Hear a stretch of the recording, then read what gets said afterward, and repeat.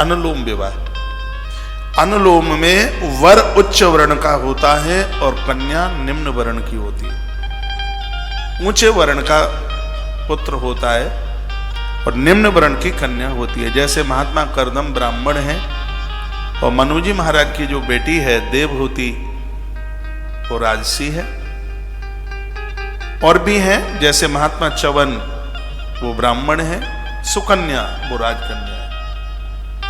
तो अनुलोम में वर की जाति उच्च की होती है और वधू की जाति उससे थोड़ी न्यून होती है, निम्न होती है, उसको अनुलोम विवाह कहते हैं।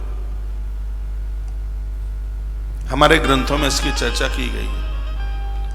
एक और विवाह है बड़ा खतरनाक है भाई, ये घूम रहा है चक्का देख लो। एक और इसमें बड़ा खतरनाक है जिसका नाम है प्रतिलोम विवाह।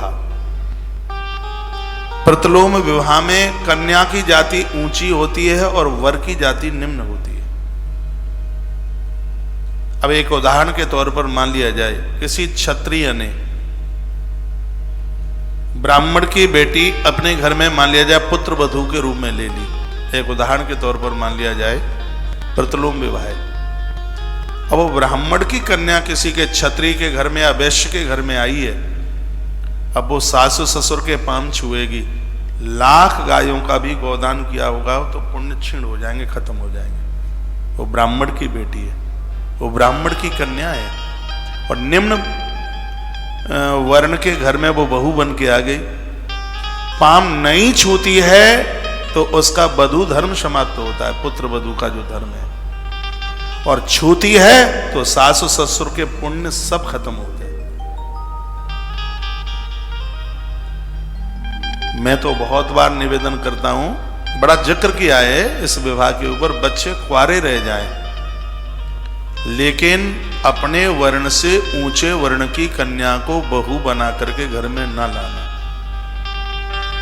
शुक्राचार्य की बेटी देवयानी याति राजा के लिए ब्याही गई, वो यही विवाह तो था प्रतिलोम विवाह।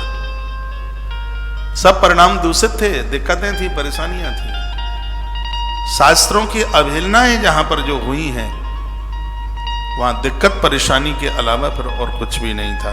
अनुलोम विवाह में उत्तम वर्ण का वर निम्न वर्ण की वधू अनुलोम विवाह है, लेकिन प्रतिलोम विवाह में उच्च वर्ण की कन्या और निम्न वर्ण का वर। ये प्रतिलोम जो कि शुभ नहीं हो, ठीक नहीं हो सकता, बढ़िया नहीं हो सकता।